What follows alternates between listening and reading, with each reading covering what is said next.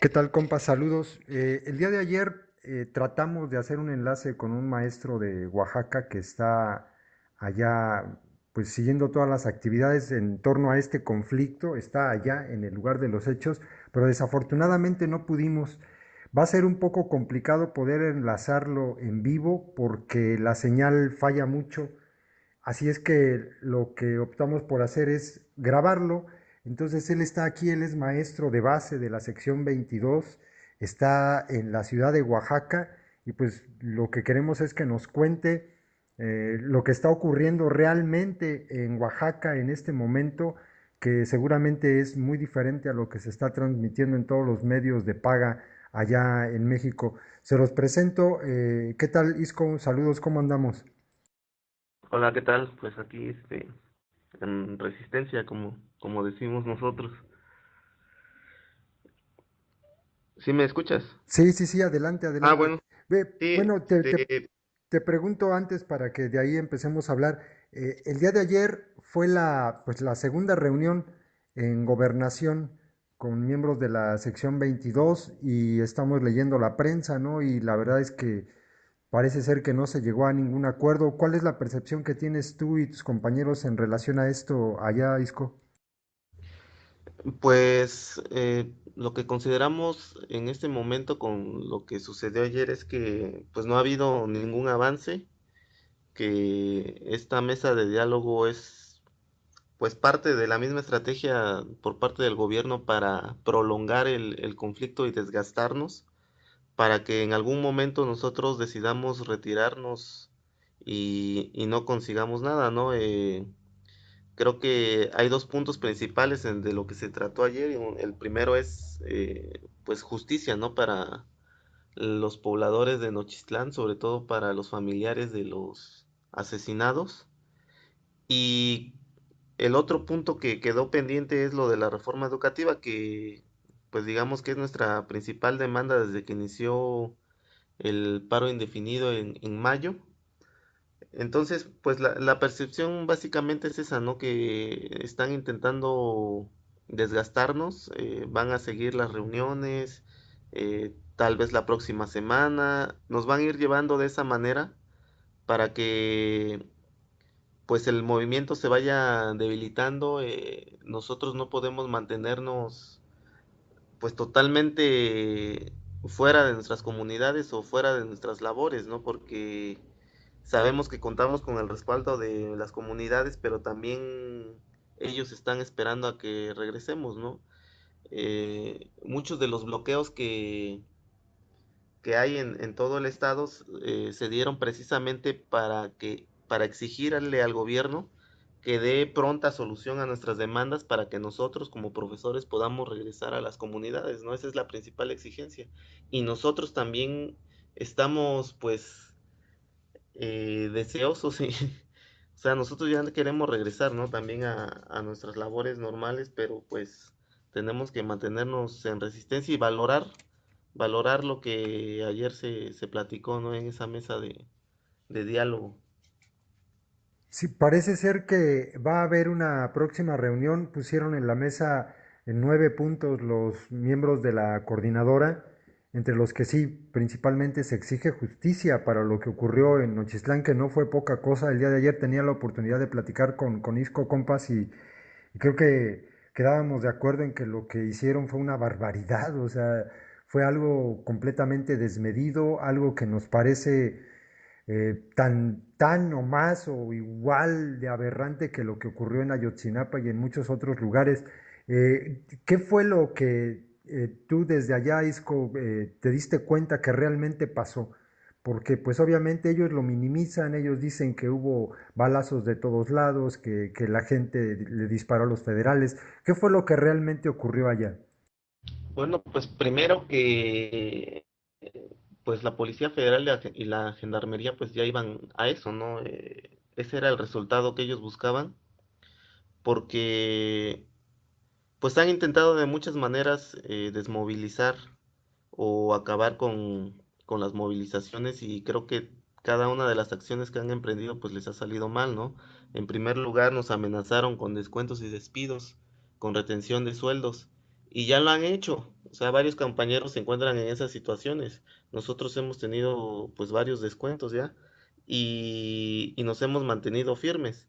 Eh, Después, pues también nos amenazaron con el desalojo de las instalaciones del Instituto de Educación y lo hicieron y nos mantuvimos firmes y ahora pues utilizaron ya toda la fuerza que tienen, pero pues tampoco, también hay que considerar las detenciones de nuestros representantes, ¿no? Que a ellos les gusta mucho llamarlos líderes, pero en realidad son nuestros representantes y bajo su lógica pensaban que ellos son los que deciden todas las movilizaciones, todas las acciones del movimiento, pero pues no es así, hay una organización mucho más compleja que eso.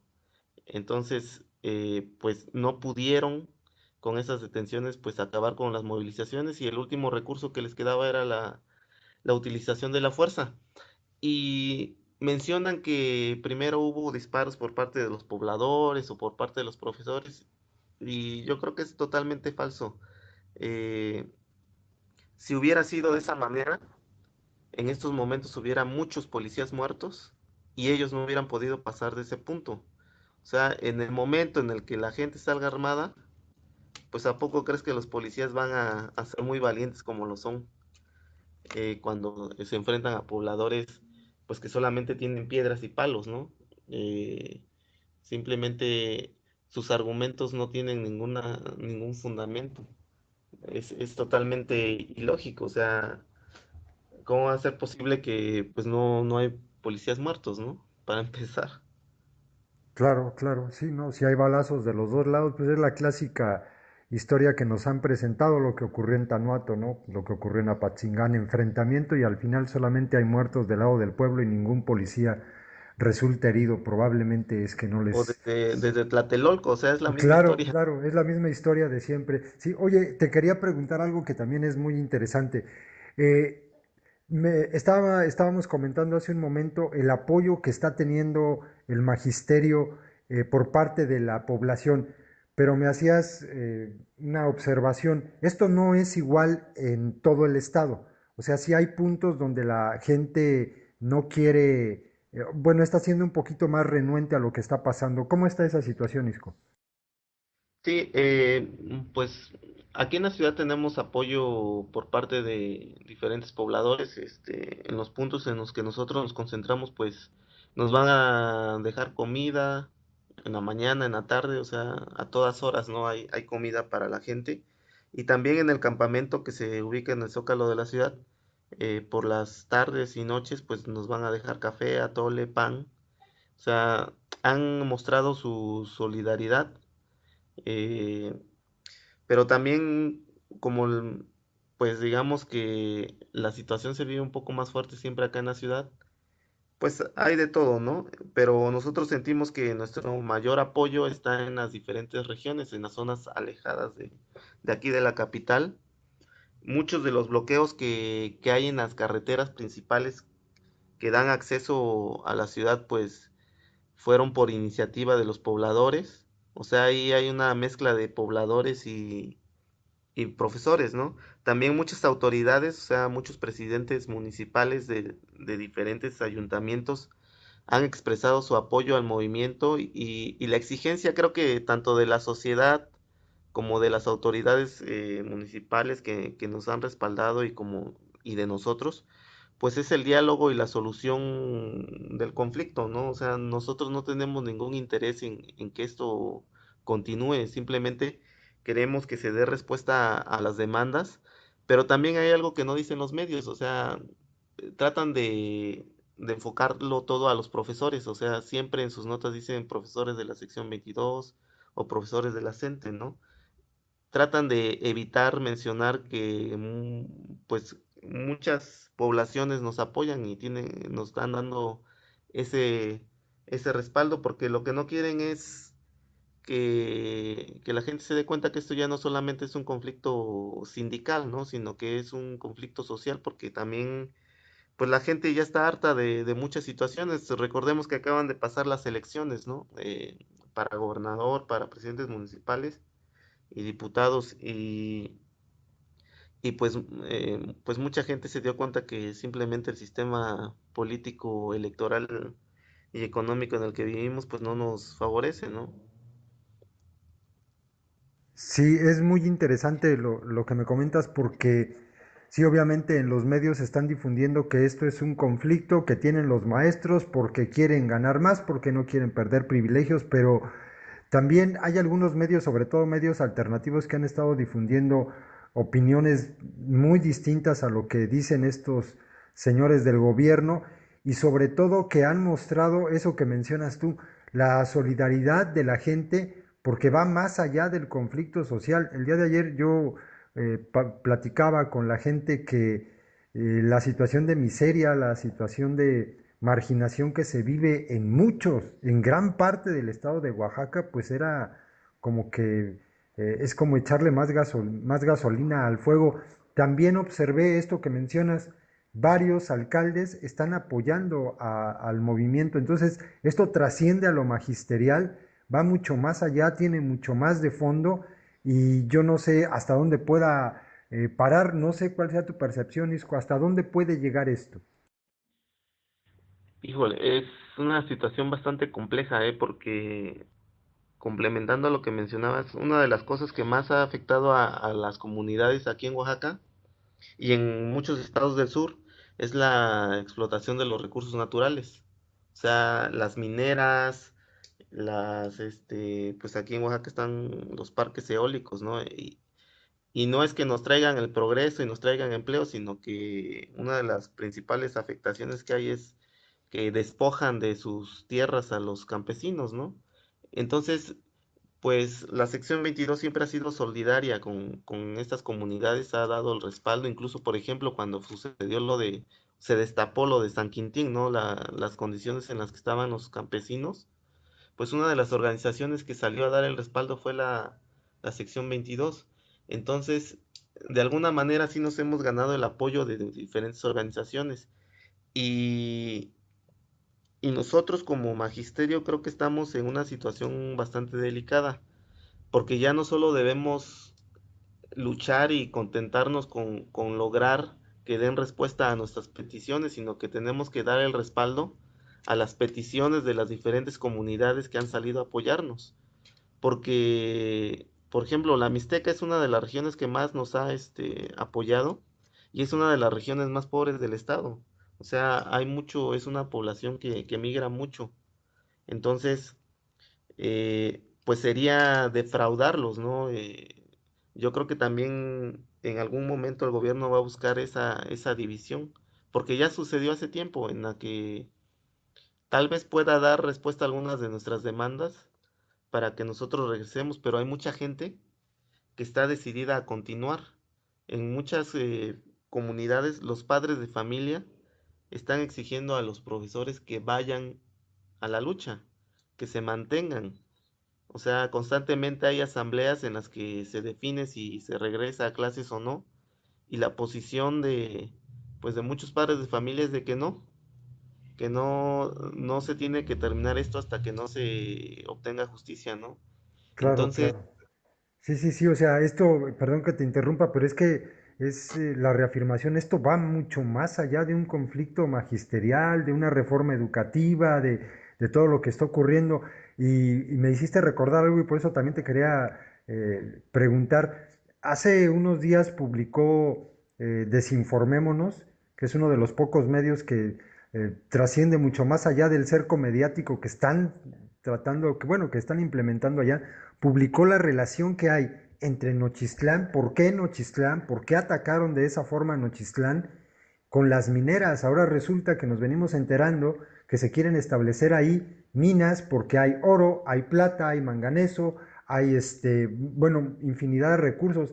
Y decía esta publicación de Desinformémonos, que también les compartí aquí en el canal, que es la población de Nochistlán la que impulsó a que el bloqueo se mantuviera, porque no sí, quieren obviamente que lleguen a despojarlos. claro. Y si te das cuenta, es que mira, por ejemplo, los bloqueos más fuertes han sido ese de Nochistlán y los del Istmo, por Salina Cruz, Tehuantepec. ahí donde han despojado a muchos indígenas de sus tierras por la cuestión de los parques eólicos. Es decir, que eh, la gente sabe la forma de actuar del gobierno, o sea, ya lo ha vivido, ya lo ha sentido. Es por eso que han salido, esto es, o sea, no sé cómo sonará, ¿no? Pero el actuar de la Policía Federal nosotros lo hemos sentido como una invasión. O sea, a eso vienen, a invadirnos y pues prácticamente a establecer pues un sistema distinto en el que nos van a despojar de lo poco que tenemos, que lo que tenemos son recursos naturales, ¿no? Y eso es lo que pues mucha gente no quiere, ¿no? Que despojen sus tierras, que les quiten el agua o que la contaminen las mineras, que ha habido muchas luchas en todo el estado contra las mineras porque pues vienen a hacer lo que no hacen en otros países, ¿no? Minas a cielo abierto o condiciones laborales pues cercanas a la esclavitud, ¿no? Entonces sí, sí hay una relación entre los intereses económicos y lo que está sucediendo ahorita. Sí, me haces pensar también en otra cosa. Probablemente la gente, porque pues, son diferentes contextos, caray, México es bien diverso, es muy grande, hay muchas formas de pensar y de vivir. A lo mejor la gente que vive en Nuevo León, la que vive en Jalisco, no entiende lo que está ocurriendo allá porque no lo vive de esta forma, pero ¿cómo es que la gente de Oaxaca eh, llega y defiende, no toda obviamente, defiende el desarrollo turístico que hay, por ejemplo, en Huatulco, en Puerto Vallarta? ¿Cómo se llegó a eso? Es decir, llegan empresas que no son mexicanas, son multinacionales, todas estas empresas de turismo, y dicen que traen progreso y la gente les compra la idea porque les dan empleo a unos cuantos lugareños con sueldos de miseria. ¿Qué fue lo que pasó? Y también cómo, a pesar de que lo han intentado durante mucho tiempo, y esto mismo han hecho en otros lugares, no sé si me explique, lo han hecho por ejemplo en La Paz y allá no hay problema, ¿por qué allá sí lo han conseguido y en Oaxaca, en Chiapas, en Guerrero no han podido? Pues primero creo que hay pues opiniones muy divididas, ¿no? Y a mí me parece que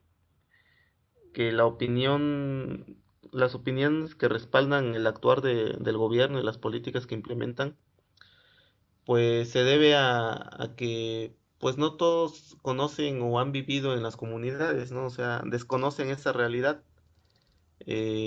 Pues mucha gente, por ejemplo, de la ciudad que piensa, por ejemplo, en la sierra, para ellos la sierra es irse a quedar a unas cabañas y que los indígenas los atiendan, ¿no?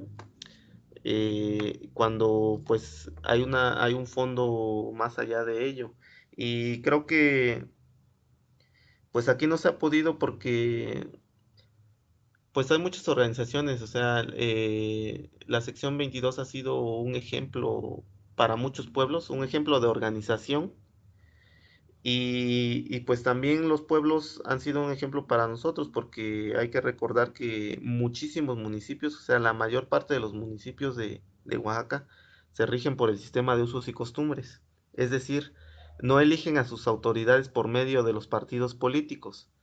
Entonces, por eso muchas de esas autoridades son las que nos han dado el respaldo porque sus decisiones se basan en una asamblea en la que participa la comunidad, en la que la gente puede expresar sus opiniones. Entonces, eso es algo que ha permitido que aquí podamos organizarnos de mejor manera, ¿no? Y por eso también la insistencia por parte de los partidos políticos por hacer reformas en las que pues las elecciones de esas autoridades sean por medio del sistema de partidos, ¿no? Porque no les conviene que nosotros sigamos con este tipo de sistemas. Entonces, por ejemplo, lo que sucedió en San Mateo del Mar, en la región pues de los Guaves, que para que se puedan implementar este tipo de proyectos tienen que pasar por una asamblea. O sea, la autoridad no puede decidir por sí misma, sino que tiene que contar con el respaldo de un acta de asamblea en la que la gente está de acuerdo en ceder sus tierras o en venderlas o en rentarlas. Entonces, ahí es donde se le complica más al gobierno porque no lo puede hacer de manera arbitraria y cuando lo ha hecho comprando a las autoridades, pues se han generado ese tipo de conflictos, ¿no? Sí, sí, sí, así ha ocurrido exactamente. Y ahora una de las cosas con las que han estado tratando de asustar a la gente y obviamente ganarse pues el apoyo de la opinión pública, que para ellos es muy importante, es con este tema del desabasto, es el coco, ahorita ahí viene el coco, ¿no?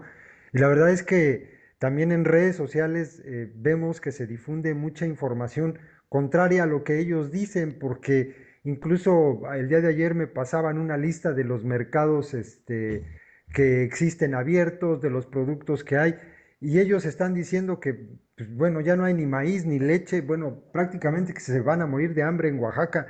¿Cuál es tu percepción, tú que estás allá, Isco? ¿De verdad hay desabasto en Oaxaca? No, mira, por ejemplo, pues yo que estoy acostumbrado a ir al mercado y a comprar en las tienditas aquí de los alrededores, pues la situación yo la veo normal, o sea, ayer pasé por varias tiendas y los anaqueles están llenos, o sea, surtidos con todos los productos, absolutamente todos, desde la Coca-Cola, Sabritas, y, y en los mercados pues también, o sea, hay verduras, hay puestos de jugos, hay de todo, ¿no? De la comida que se vende normalmente. Entonces, al menos yo como habitante de la ciudad y como consumidor, no he sentido ese desabasto, ¿no? No sé en dónde sea que haya ese desabasto, pero pues hay muchos caminos alternos, entonces los productos pueden entrar de una u otra manera, ¿no? Y si tanto les interesa o les preocupa el desabasto a las autoridades, pues ¿por qué no ocupan los helicópteros que ocuparon para aventarnos gases para hacer que entren los productos? ¿Por qué en mayo pues llegaron, con los bloqueos llegaron 3 aviones de Policía Federal aquí al aeropuerto? ¿Por qué no mejor mandan productos, no? Si es que se diera esa situación. Claro, eso que acabas de decir se los decía yo también en una transmisión. Cuando hay desastres naturales se crean puentes aéreos, ¿no? Si hay un problema, porque incluso hay de estas plumas mercenarias del gobierno que han dicho que se puede provocar una crisis de hambruna en Oaxaca. Y yo, pues no puede ser, de verdad lo han dicho, Isco, no puede Sí. ser. O sea, ¿por qué no utilizan sus aviones, sus helicópteros, se crea un puente aéreo? O decía yo ayer en una transmisión, estoy seguro que si se llegara a un límite como ese, que no va a ocurrir, la gente que tiene bloqueadas las entradas a Oaxaca permitiría obviamente que la solidaridad expresada desde Guerrero, desde Puebla, desde perdón, desde Chiapas, llegara, porque seguramente se iban a crear caravanas para llevarle alimentos a la gente en Oaxaca. Entonces, la verdad es que es un absurdo. Yo no sé cómo veas, cuál es la intención que tienen ellos para estar difundiendo esto. Pues generar psicosis y sobre todo, pues es que hay mucha gente que se lo cree, ¿no? Y sobre todo la gente que no está aquí y que ya tiene pues definida una forma de pensar, entonces pues lo que están haciendo es crear un enemigo, ¿no? Desviar la atención de todo lo que sucede en el país para pues acusarnos, por ejemplo, ahora se nos acusa a nosotros de todo lo que sucede en el estado, ¿no? Y de toda la historia de corrupción y, o sea, ahora somos culpables de todo cuando quienes han tenido el poder en ese estado por más de 70 años, pues fue el PRI. O sea, ellos han tenido las riendas, ellos han tenido pues las arcas a su disposición y lo único que ha generado eso son nuevos ricos. José Murat, Ulises Ruiz. Entonces, eh, pues nosotros ya sabemos, ¿no? De que esto va a ser así, que los medios tienen ahí a sus empleados para difundir lo que quieren. He visto en varios diarios de circulación nacional que hay ciertos personajes que, o sea, no pueden hablar de otra cosa que no sea de nosotros, ¿no? Eh, Qué fácil se ganan el pan, pero pues nosotros estamos en esa pues todavía en ese ánimo de mantenernos en la resistencia y por eso también te comentaba hace rato, ¿no? Sobre el papel de los medios alternativos. Ha sido fundamental para que salga parte de lo que sucedió aquí en Nochistlán y de lo que está sucediendo en Oaxaca, porque pues es como, como dices, un cerco, ¿no? Que es difícil de romper, pero pues afortunadamente pues hay muchos compañeros que han estado difundiendo esto, ¿no? Hay muchas radios comunitarias, hay pues se han ido creando alternativas y muchas de ellas de manera emergente, ¿no? Ante la situación que estamos viviendo. Y, y muchos, bueno, en el plano nacional, pues los medios están queriendo decir que ya todo el mundo está harto de nosotros aquí, ¿no? Pero te digo, pues nos vienen a dar comida, nos regalan agua, nos regalan fruta. A veces va pasando la gente caminando en los bloqueos y pues platica con nosotros, nos dan ánimos. Entonces, sabemos que, pues que sí, esta situación no es normal, que tal vez no debió haberse dado, pero también tenemos pues la conciencia tranquila, ¿no? Porque sabemos por lo que luchamos y, por ejemplo, una de las cuestiones que les gusta repetir es que queremos heredar plazas, seguir comprando o vendiendo y pues si revisa los planteamientos eso no aparece en nuestras demandas o en nuestras exigencias, ¿no? Era una situación que sí se daba y que se daba en todo el país, no solamente en Oaxaca. Y Y no, nosotros perdón, sabemos, perdón, Isco, ¿sí? y no solamente en las cuestiones del magisterio, ¿por qué no mencionan que también ellos heredan plazas en las Pemex, instancias de gobierno, Pemex, por ejemplo, ¿no? sí. Sí, pues es que, pues así está la información de ellos, ¿no? Pero pues nosotros lo que queremos es que se sienten a platicar de educación, ese era el principal punto, ¿no? Revisar la reforma educativa. Ya se ha dicho y se ha repetido muchas veces por parte de nosotros que sí estamos de acuerdo con la evaluación, pero hay que dialogarla, construirla. Hay muchos expertos que ya han dado su punto de opinión, ¿no? Han expresado, pues, grandes, severas críticas a lo que plantearon ellos en las leyes que crearon. Y, y pues también a veces nos causa un poco de risa, ¿no? El actuar de los partidos políticos que ahora nos apoyan o que el PRD, por ejemplo, cuando ellos mismos votaron por esas reformas, ¿no? No solamente la educativa, sino muchas otras. Entonces, nosotros tenemos el apoyo aquí de las comunidades y eso es lo que pues ya vio el gobierno, ¿no? Que no estamos solos. Entonces, eso los obligó de alguna manera a dialogar, aunque se mantengan en su posición cerrada de no querer dialogar nada sobre la reforma que ellos denominan como educativa.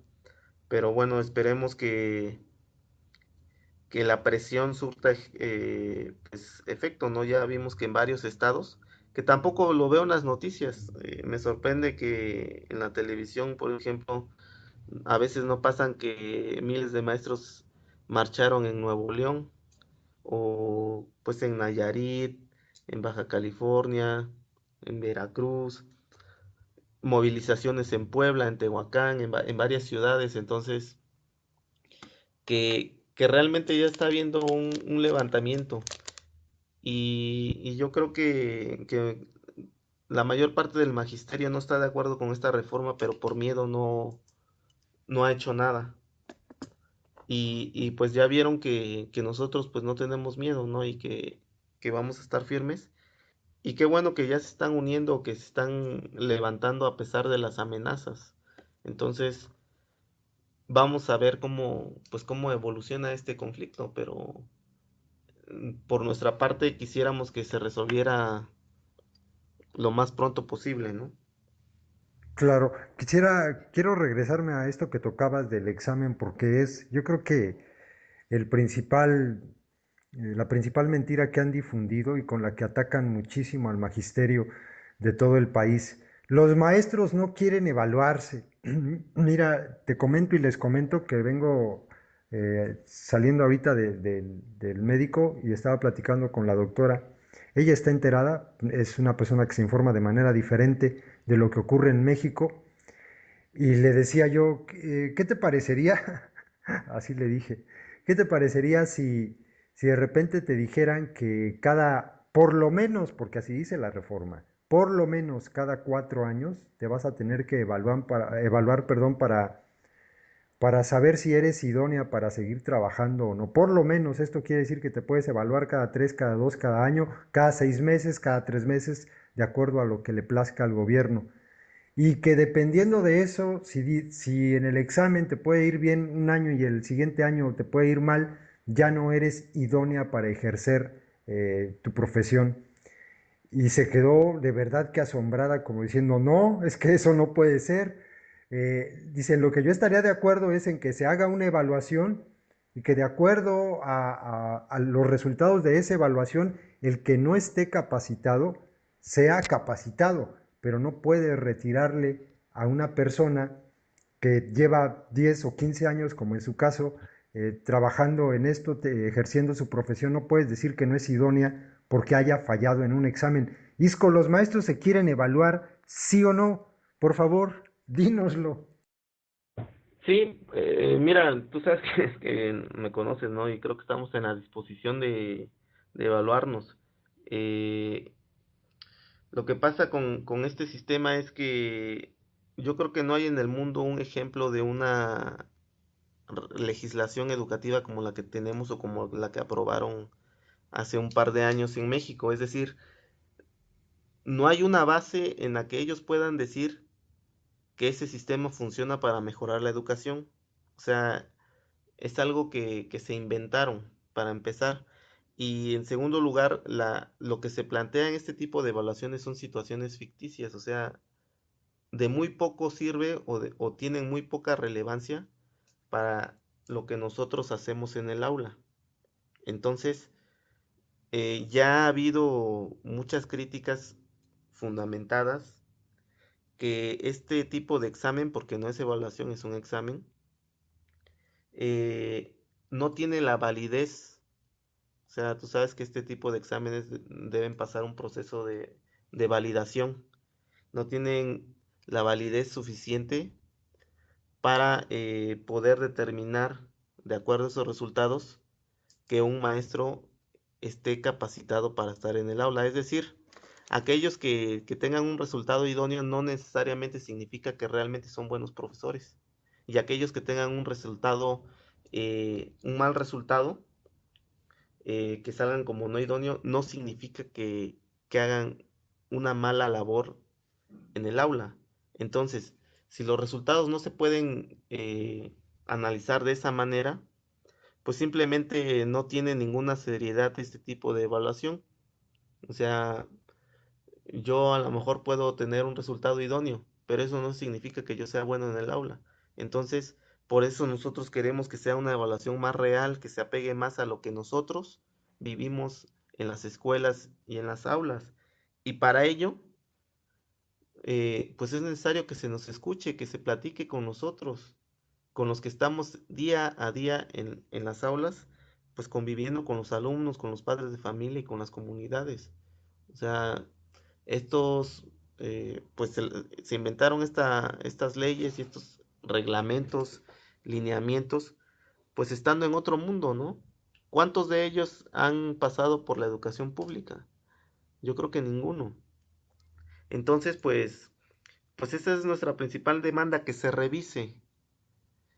Pero para revisarla no es cuestión de un mes, no es cuestión de 2 meses, necesita más tiempo. Que se escuche a diferentes especialistas, que se escuche pues obviamente también a nosotros, ¿no? A los padres de familia, para que de ahí se pueda realmente tomar una decisión en cuanto a la evaluación y que realmente sea eh, pues con una intención de mejorar la educación. Porque nosotros, bueno, ahora va a resultar que a los priistas, panistas y perredistas les interesa mucho la educación, ¿no? O sea, nosotros sabemos que ni les interesan los empleados, ni les interesa el sector de salud, no les interesa la economía de la mayor parte de la población, mucho menos les interesa la educación. Entonces, pues por eso se oponen tanto a platicar, ¿no?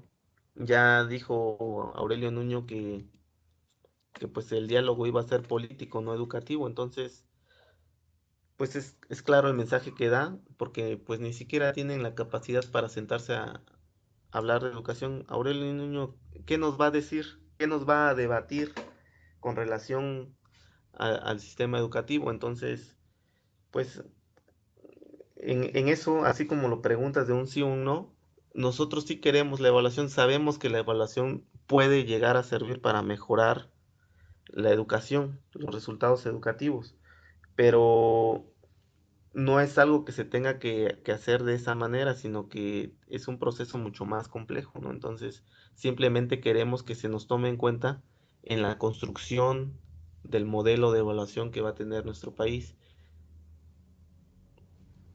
Sí, ya para acabar, Sí, a reserva de que tú puedas comentar y quieras comentar lo que creas que se me haya olvidado, otro de los puntos que también ha sido muy discutido y que ellos se empeñan en afirmar, ellos dicen que la educación no va a privatizarse, ellos lo dicen y lo reafirman y lo reafirman.